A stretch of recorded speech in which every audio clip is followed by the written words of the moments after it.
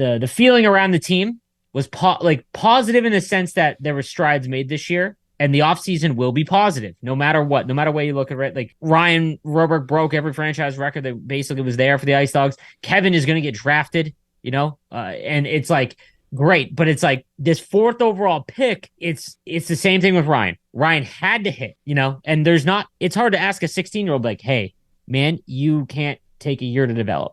You have to be good immediately. And this is a very hard league to do that in. And, it's going to be tough. Like, I mean, like it's a lot of weight on that gentleman's shoulders, and we'll have to see. But again, as a fan, super frustrating. Well, we'll get into a little bit later about like future and everything like that. But like we were talking about, like, it's just, you only have, certain amount of time frame to take advantage of the players that you draft and develop before, you have to move on from them to acquire assets because you haven't gotten there. And I really hope that we don't run into that situation with a few of our guys. And like you said, maybe it ends up being a positive. Maybe the guy they like would have been fourth. I'm not sure, but maybe they fall into a Robrick again. When Schaefer went first, I understand the D usually is premium, but the Ice Dogs fell into Ryan Robrick and it worked out. So let's hope that they can have some sort of similar history repeat itself in that sense. This is the exact same thing that happened in the Sam Dickinson draft. Obviously, it did not play out well for the Ice Dogs. I would have to assume that there's not going to be the same kind of situation again now. The franchise is in a much better spot. But the Ice Dogs should have drafted first, and they got Sam Dickinson. Which is like, if you were to redo that draft over again, Dickinson probably goes number 1. So it's not like it's the end all be all, right? Because there's no slam dunk. This, from my understanding, this draft doesn't have the Misa, right? Like the 100%, this is who you kind of have to take, or you are taking such a risk for your job, kind of situation.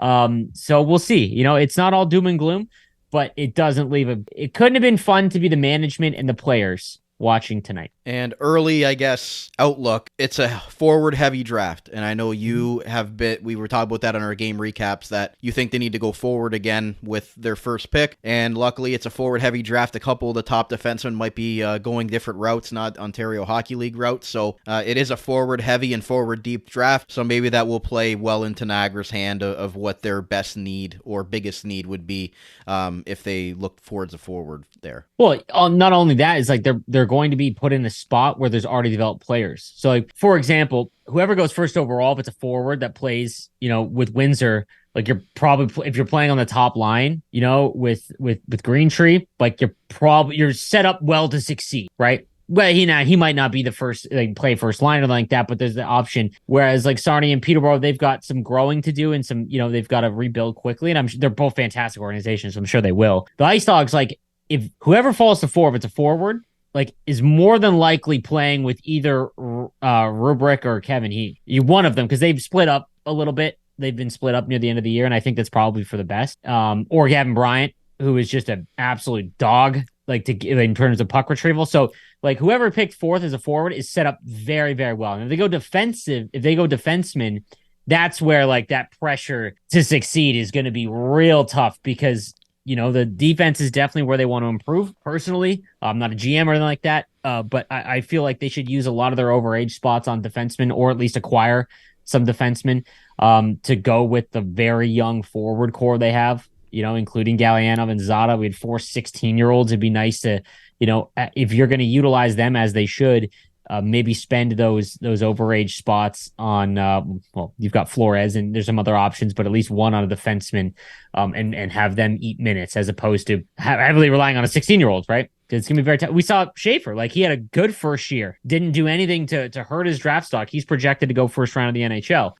But, like, to get another player like that is very difficult. And we're under the assumption at this time, because I know people were asking, that Michael Podolou and Andrew Wysick will be ready for training camp. Let's just be under that assumption right now.